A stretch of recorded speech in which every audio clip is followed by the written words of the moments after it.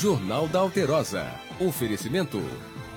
Prefeitura de Belo Horizonte. Acesse pbh.gov.br e conheça nossos serviços.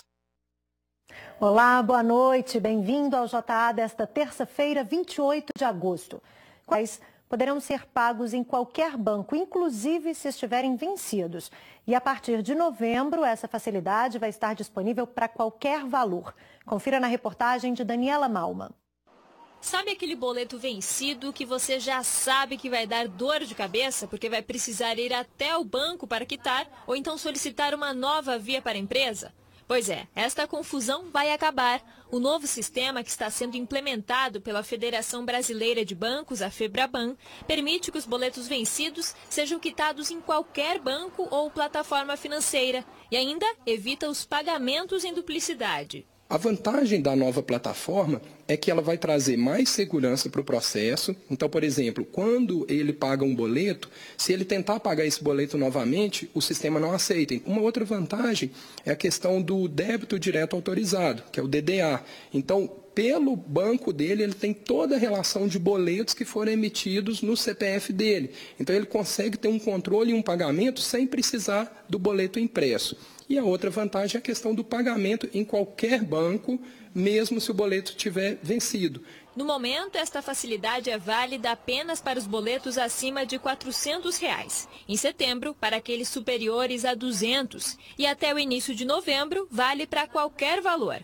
Para esta assessora de imprensa, que costuma pagar todas as contas pela internet, a novidade é uma ótima notícia. Agora facilitou bastante, porque eu não preciso mais, quando eu esqueço de fazer algum pagamento ou passou a data, de ligar na empresa para pedir uma segunda via atualizada. Notícia boa para o consumidor, mas não tão boa para o empresário. Esta nova modalidade vai exigir mexer no bolso de quem gera os boletos. Antes da implementação do sistema, a pessoa ou empresa que emitia o boleto pagava uma tarifa apenas quando ele era quitado. Mas agora, com a nova plataforma, os bancos podem cobrar taxas para emissão, manutenção, baixa e liquidação dos boletos. Cabe às empresas negociarem com cada instituição financeira quais serão os valores dessas tarifas. Elas devem negociar com os bancos para abaixar a tarifa ou mesmo isentá-las dessa tarifa. O que a empresa não pode é repassar esse custo para o cliente, para o cidadão. Na hora de fazer uma compra, já te pediram o número do seu CPF? Essa prática tem se tornado cada vez mais comum. Este mês, o presidente da República sancionou a Lei Geral de Proteção de Dados. A norma estabelece regras para a coleta e tratamento de informações solicitadas por empresas. Você passa seu CPF, algum documento seu quando você vai fazer uma compra? Não. E você sabe por que eles pedem CPF da senhora? Eu fiz um cadastro. E esse cadastro, ele te dá o quê? Me dá um desconto de 20%. Está se tornando cada vez mais comum a solicitação de documentos oficiais como o CPF na hora da compra de produtos em estabelecimentos comerciais. Mas para quê? Isso pode? Só quando houver uma concessão de crédito. O que é isso? Você está fazendo algum contrato de financiamento, você está pegando um dinheiro emprestado no banco. Fora isso, na compra à vista, no dinheiro, você não é obrigado a prestar nenhum tipo de informação. O consumidor não só pode, como deve questionar o porquê daquele pedido, porque é o dado dele que está sendo cadastrado em algum banco de dados e que provavelmente vai circular. A Lei de Proteção de Dados promove a responsabilidade na circulação de informações pessoais em empresas de crédito. A norma foi sancionada no início de agosto, mas só entra em vigor daqui a 1 ano e meio. A Lei de Proteção de Dados vem dar mais segurança ao consumidor em razão da criação do cadastro positivo. Hoje os dados das pessoas podem circular entre as empresas privadas para concessão de crédito e verificação de hábitos de consumo.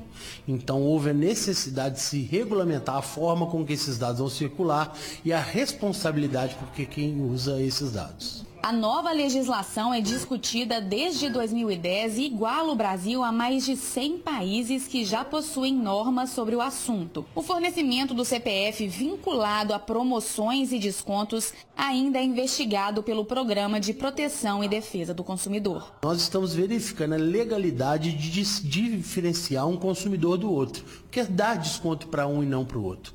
Então, com essa nova legislação, a gente vai procurar saber o porquê da criação desses bancos de dados. Uma mulher que estava na garupa de uma moto que bateu em outra motocicleta morreu atropelada por um caminhão na manhã de hoje no anel rodoviário de Belo Horizonte. Durante a tarde, um outro acidente entre 2 ônibus deixou 7 pessoas feridas na altura do bairro Caiçara, região noroeste da capital. A batida envolveu 2 ônibus. O suplementar, que seguia na marginal do anel rodoviário sentido Vitória, bateu na traseira do ônibus da linha 4900 Sabará, que estava no mesmo sentido.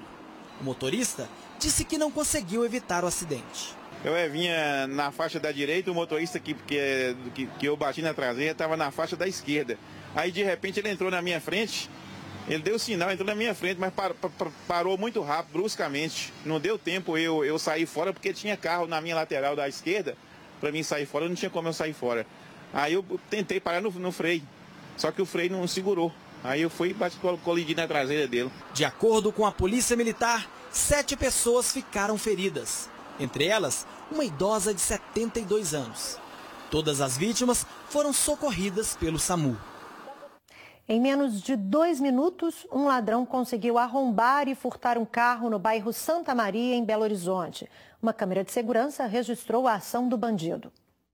O ladrão sobe a rua e observa o carro. Em seguida, se aproxima e tenta arrombar a porta do motorista. Como não consegue, vai para o porta-malas e depois de 10 segundos entra no veículo. Ele destrava a porta do motorista.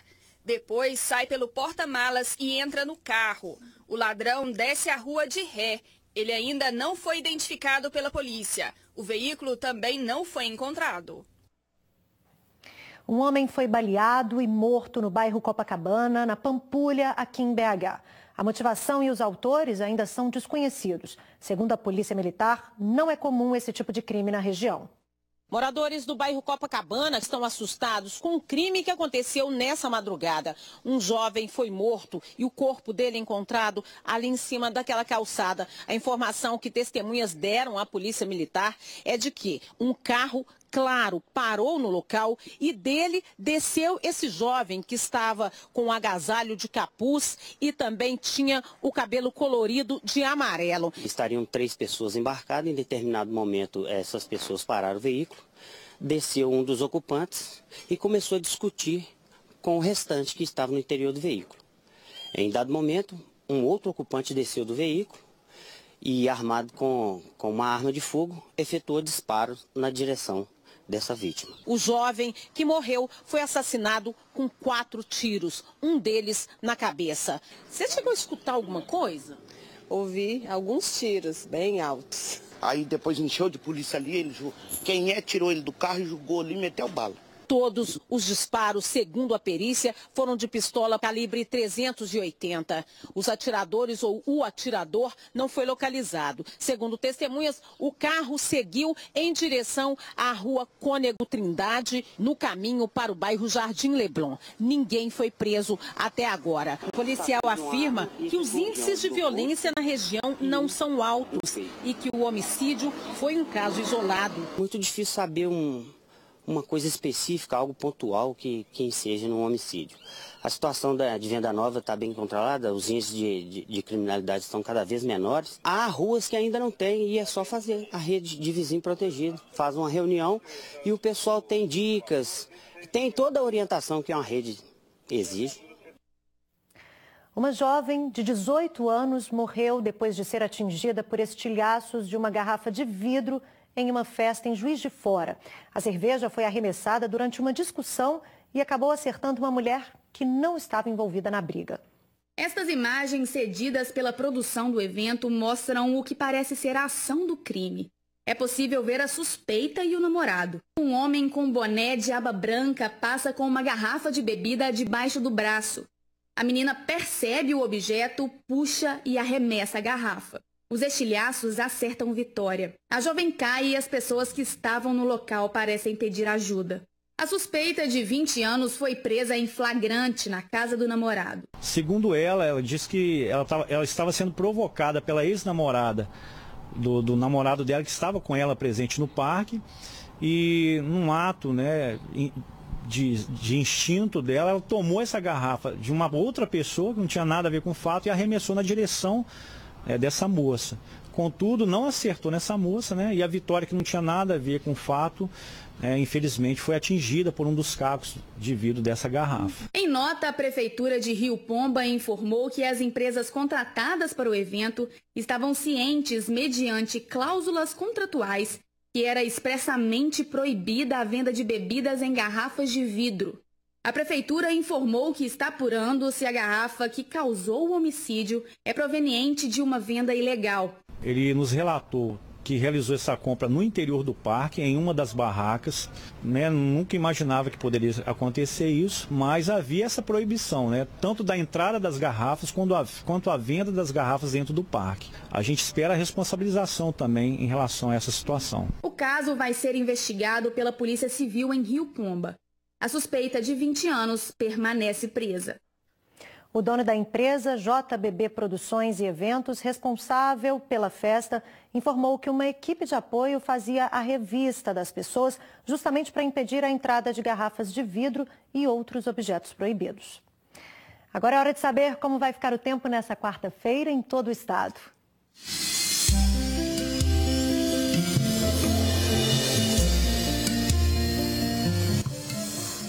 Céu nublado e com chuvisco nos vales do Jequitinhonha, do Mucuri e do Rio Doce. Sol entre nuvens com nevoeiro ou névoa úmida na zona da mata, no Campo das Vertentes, no sul e na área central. Nas outras regiões, dia parcialmente nublado. Na capital, mínima de 11 e máxima de 25 graus. Em Laranjal, a temperatura vai de 12 a 27. De 13 a 30 graus em Biquinhas. Varia entre 14 e 34 em Serranópolis de Minas. E em Ituiutaba, mínima de 15 e máxima de 33 graus. Vira e mexe aparecem jogos ou desafios na internet com o objetivo de influenciar crianças e adolescentes. Os pais devem sempre ficar de olho, acompanhar principalmente as mensagens que os filhos enviam e recebem nas redes sociais. Afinal de contas, todo cuidado nunca é demais. A turminha de 11, 12 anos está grudada no celular. Todos conectados a redes sociais e WhatsApp.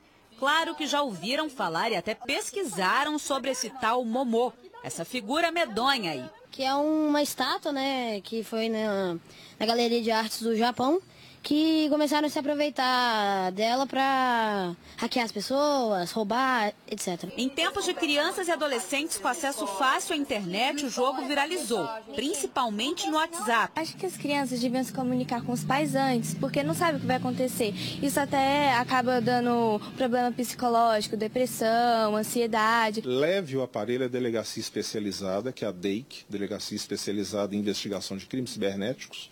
E a partir daí os próprios policiais com o aparelho em mãos vão fazer a cópia das informações e vão começar essa investigação, que é muito importante. O orientador educacional vai além. É preciso que escola e famílias conversem sempre entre si e com as crianças. Para que, numa situação de ameaça, de risco, eles consigam conversar, né, com seus pais, consigam conversar com os educadores sobre situações muitas vezes não são muito agradáveis, né, no dia a dia, no cotidiano. E mesmo que a criançada torça o nariz, é preciso sim que os pais e responsáveis tenham acesso ao que eles trocam pelo celular. Os pais também deveriam olhar o celular das crianças. Ou minha mãe mesmo olha meu celular todo dia. Meus pais monitoram o tempo todo.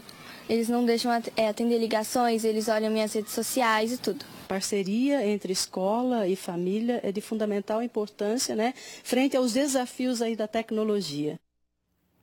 É isso aí. Daqui a pouco, logo depois do intervalo, você vai conhecer um casal que viaja o mundo numa casa sobre rodas e estão passando aqui por Minas Gerais. Eu volto já já. Você gosta de viajar? Já pensou conhecer o mundo em uma casa sobre rodas e pedalando? Foi o que fez um casal de namorados. O advogado paranaense e a arquiteta paulista largaram tudo para viver uma aventura. Na passagem por Minas Gerais, eles falaram com a nossa equipe do Centro-Oeste de Minas. Olha só. Encontramos o casal na breve passagem por Divinópolis.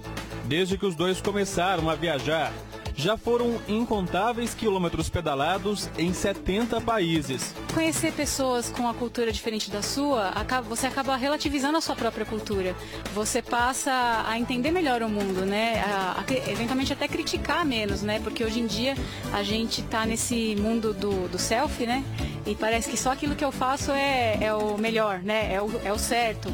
E aí você vendo como que as pessoas vivem em outros lugares do mundo com culturas tão diferentes, você passa a ver várias verdades e como isso é rico, né? Fugindo da rotina, os dois abandonaram as casas onde moravam e se mudaram para este motorhome.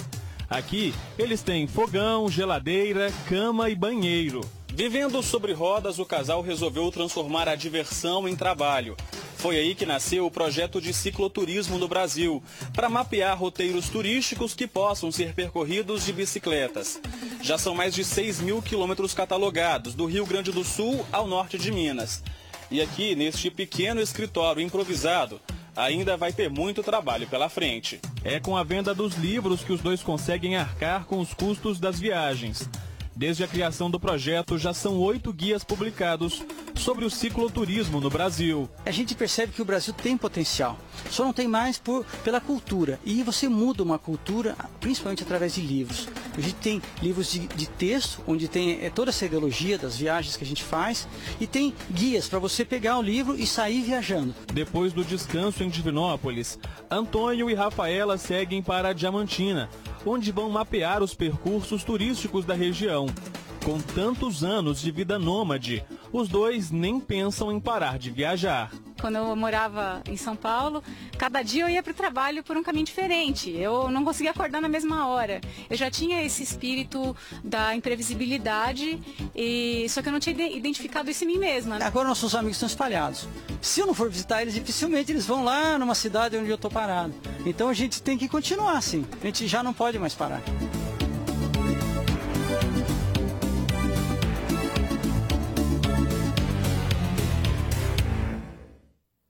Eles já estão em Diamantina e a próxima parada vai ser na Bahia. Para conhecer mais o projeto do casal, acesse olinto.com.br. O JA fica por aqui, você assiste agora ao SBT Brasil. Boa noite para você e até amanhã. Tchau!